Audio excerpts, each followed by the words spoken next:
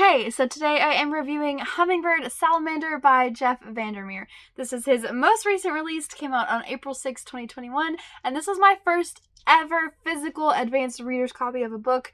Thank you to Goodreads and MCD Books for hosting a giveaway that I won. I don't even know how I won a giveaway for one of my favorite authors of all time, but I'm so grateful for the experience, and thank you.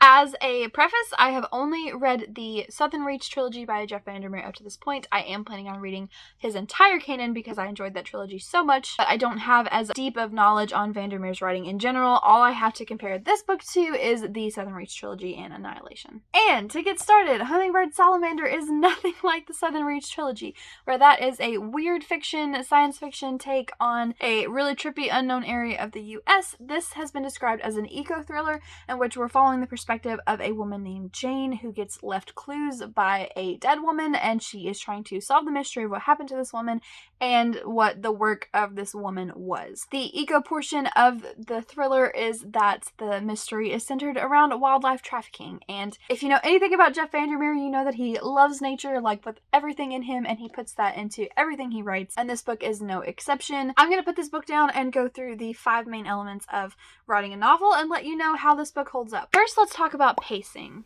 If you've read a Vandermeer before, you know that he is not necessarily writing fast-paced stories. He prefers to be methodical and take his time crafting a story, leaving clues and hints, building to a greater conflict and a greater climax by being slow and methodical in what he's doing. It was a little bit too slow for me at times. I did find myself occasionally getting the tiniest bit bored, but because I know who this author is and I know he's going somewhere with it, I was able to continue on and not really struggle too badly with the pacing. If you're looking for a fast-paced thriller, this is not the book for you. The next element is prose, and this is where Jeff Vandermeer excels.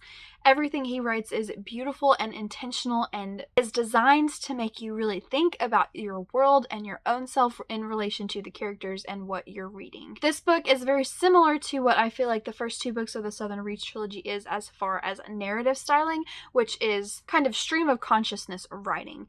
The protagonist of the story is recording this for us at a later date of the events happening. We can tell that from the way she speaks to us at the beginning of the story. And as such, it almost comes across like a journal or a diary entry, and that the thoughts don't always make cohesive sense. This also comes across in how each new section or chapter break or page break starts off with a flashback or a thought rather than action or plot. It then develops more into plot and we get put back into the setting of where we're at. But it bounces back and forth between these introspective reflections and story retelling. The third aspect is plot, and this is kind of a middle of the road spot with Vandermeer for me, because while he does do a great job of crafting a story that is building to a greater climax, there were a few inconsistencies, or what I would call almost, not necessarily plot holes, but not fully fleshed out ideas as well. When our main character is given the first clue and the first notes to tell her to go to a location, she doesn't question it at all. She just hops in her car and goes and gets entangled in this mystery without ever stopping to think about why.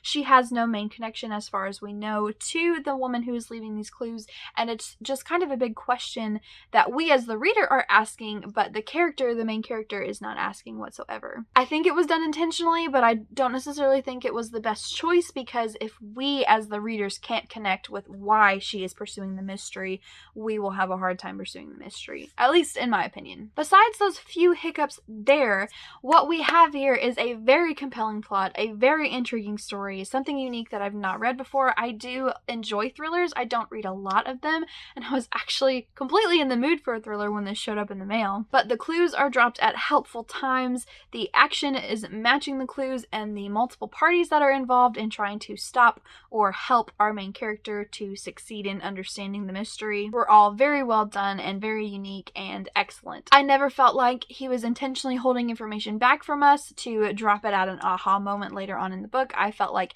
each reveal was done in the time that it should have been done and in a way that was satisfying. The next element to talk about is character, and this is where Vandermeer thrives as well. I am a huge stickler for men writing female perspectives, and I have never once had an issue with how Vandermeer approaches writing female characters. He writes them in a way that makes them real, not over-sexualized in the least, but also still sexual beings, with compelling backstory, compelling motivations, and compelling growth. Jane particularly has a lot of trauma in her past, and so she's working through that as she's engaging in this detective uncovering, and she really grows a lot and goes from a suburban mom who isn't really aware of her surroundings to someone who believes in the mission of ecology and preserving our natural world. Part of the reason the pacing felt slow at times is because Vandermeer spent so much time with Jane in the beginning, really trying to get us to understand where she was coming from, what her life was like before this started happening, and eventually explaining to us why she was so interested in completing this mission. It took a long time for him to explain that to us, but once he did, it made so much sense with who she is as a character. I found her incredibly compelling, incredibly intriguing to follow. I found that she was a mystery without being too mysterious, and while she didn't always make the best choices or the right choices, and she hurt a lot of people along the way, I understood why she was making the decisions she did and why she was going about it the way that she did. It was very, very well done. The side characters are also developed really well. We have characters who are only active in writing, we have characters who are active in the shadows, we have characters who are active in our face, and they were all written in a way that I could understand their motivation, and I wanted to know more about their history and their backstory. To me, the pacing problems can be forgiven because of how well the characters were done. In a lot of the thrillers that I read, character is sacrificed for plot and making a compelling mystery and fast-paced action, versus here, every character was well thought out and well crafted. And the fifth element I want to talk about is atmosphere. In a fantasy setting, this would be world building, but because this is in a, for the most part, setting of reality, I want to talk about atmosphere, which is another thing that Vandermeer excels at. Whereas the Southern Reach trilogy has an atmosphere of suspense and fear, this book has an atmosphere of unease and confusion, at least at the beginning, and then at the end it kind of transforms into that same unease, but determination. The main point of a thriller, in my opinion, is setting you in a world where you feel like you have to look over your shoulder everywhere you go, and you're trying to discover a mystery, but there's so many things hidden and so many things you have to dig for to understand, and it's all supposed to build a sense of dread in you almost, of what are you going to discover, what are you going to find the farther you push, and how dangerous is it going to be? And he nailed that perfectly. I ended up giving this book 4 stars overall. I couldn't quite go 5-star simply because a 5-star read to me is something that everyone should at least give a shot, but I know that the pacing problems in this story is going to deter some people who want their thrillers to be fast-paced. There are some additional themes touched on in this novel that really compelled me as well. Beyond just the ecology and preservation conversation, there was conversations of abuse, so trigger warnings for abuse and mental health disorders, as well as like emotional manipulation.